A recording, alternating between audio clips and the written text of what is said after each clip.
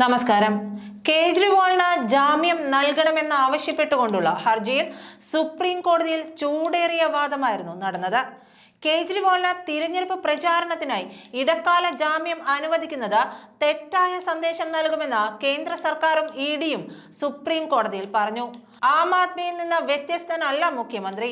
രാഷ്ട്രീയ നേതാക്കൾക്ക് പ്രചാരണത്തിന് ജാമ്യം നൽകിയാൽ വിളവെടുപ്പ് കാലത്ത് തടവുകാരായ കർഷകർക്കും അതേ ആനുകൂല്യം കൊടുക്കുമോ എന്നും കേന്ദ്രം ചോദിച്ചിരുന്നു. എന്നാൽ ഈ താരതമ്യം തെറ്റാണെന്ന് ജസ്റ്റിസ് സഞ്ജീവ് ഖന്ന അധ്യക്ഷനായ ബെഞ്ച് ചൂണ്ടിക്കാട്ടി.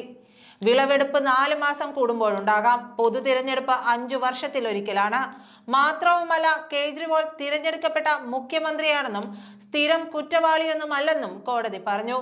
കേജ്രിവാളിന്റെ അറസ്റ്റ് സാധൂകരിക്കാൻ ആവശ്യപ്പെട്ടുകൊണ്ട് ഇഡിയുടെ കടുത്ത ചോദ്യങ്ങളാണ് കോടതി ചൊവ്വാഴ്ച ഉന്നയിച്ചത്. അന്വേഷണത്തിന്റെ ആരംഭഘട്ടത്തിൽ കേജ്രിവാളിന്റെ പേരുണ്ടായിരുന്നില്ലെന്ന് ഇഡിക്ക് വേണ്ടി additional solicitor general SV Raju പറഞ്ഞു. എപ്പോഴാണ് ആദ്യമായി കേജ്രിവാളിന്റെ പേര് ഉയർന്നതെന്ന് കോടതി ആരാഞ്ഞു. ഇതേ കേസിൽ അറസ്റ്റിലായ BRS നേതാവ് K കവിതയുടെ മുൻ ഓഡിറ്റർ ബുച്ചി ബാബു 2023 ജനുവരി 23 നൽകിയ മൊഴിയിലാണ് ആദ്യമായി കേജ്രിവാളിന്റെ പേര് വന്നതെന്ന് രാജു അറിയിച്ചു. അന്വേഷണം പുരോഗമിച്ചപ്പോഴാണ് കേജ്രിവാളിന്റെ പങ്ക് വ്യക്തമായത്. കേജ്രിവാൾ 100 കോടി രൂപ ചോദിച്ചതിന് തെളിവുണ്ടെന്ന് രാജു ചൂണ്ടിക്കാട്ടി. അറസ്റ്റ് ശരിയാണോ എന്നത് മാത്രമാണ് ഇപ്പോൾ പരിശോധിക്കുന്നതെന്ന് കോടതി പറഞ്ഞു. കള്ളപ്പണം വെളുപ്പിക്കൽ നിയമത്തിലെ 19-ാം വകുപ്പ്, അതായത് അറസ്റ്റിനുള്ള അധികാരം പ്രയോഗിക്കുന്നതിന് മാനദണ്ഡങ്ങൾ ഉണ്ടാക്കുമെന്നും കോടതി സൂചിപ്പിച്ചു.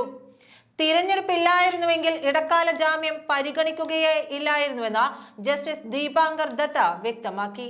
ഇതൊരു പ്രത്യേക സാഹചര്യമായതുകൊണ്ട് മാത്രമാണ് ഇടക്കാല ജാമ്യം പരിഗണിക്കുന്നതെന്നും അദ്ദേഹം പറഞ്ഞു.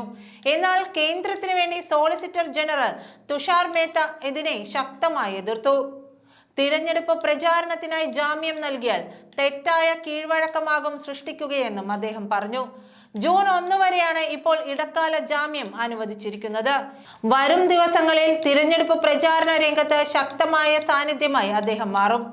ഇന്ത്യ മുന്നണിക്കും ആം ആദ്മി പാർട്ടിക്കും കേജ്രിവാളിന്റെ സാന്നിധ്യം നൽകുന്ന ഊർജം ചെറുതായിരിക്കില്ല.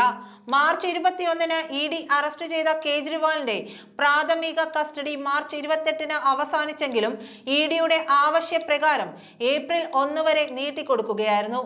7 ദിവസം കസ്റ്റഡിയിൽ വേണമെന്നായിരുന്നു ഇഡിയുടെ ആവശ്യം. എന്നാൽ ഏപ്രിൽ 1 വരെയുള്ള കസ്റ്റഡിയെ സ്പെഷ്യൽ ജഡ്ജ് കാവേരി ഭവേജ അനുവദിച്ചിരുന്നുള്ളൂ. ഏപ്രിൽ 1-നാണ് ഇഡി കസ്റ്റഡിയിലായിരുന്ന കേജ്രിവാളിനെ ജയിലിലേക്ക് അയക്കുന്നത്. ഏപ്രിൽ 15 വരെ അദ്ദേഹത്തെ റിമാൻഡ് ചെയ്തു. ഇതിനിടെ ജയിലിൽ വെച്ച് കേജ്രിവാളിനെ വധിക്കാനുള്ള ശ്രമം നടന്നതായി ആരോപണം ഉയർന്നു. കേജ്രിവാളിന് ഇൻസുലിൻ നൽകാതെ തിഹാർ ജയിൽ അധികൃതർ വധിക്കാൻ ശ്രമിക്കുന്നെന്നായിരുന്നു ആം ആദ്മി പാർട്ടിയും ഭാര്യ സുനിതയും ആരോപിച്ചത്.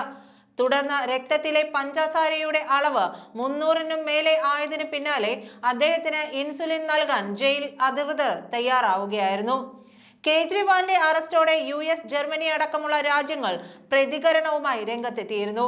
ഇത് കേന്ദ്ര സർക്കാരിനെ വെട്ടിലാക്കിയതോടെ നയതന്ത്ര പ്രതിനിധികളെ വിളിച്ചുവരുത്തി വിദേശകാര്യ മന്ത്രാലയം അതൃപ്തി അറിയിക്കുകയും ചെയ്തിരുന്നു. നന്ദി.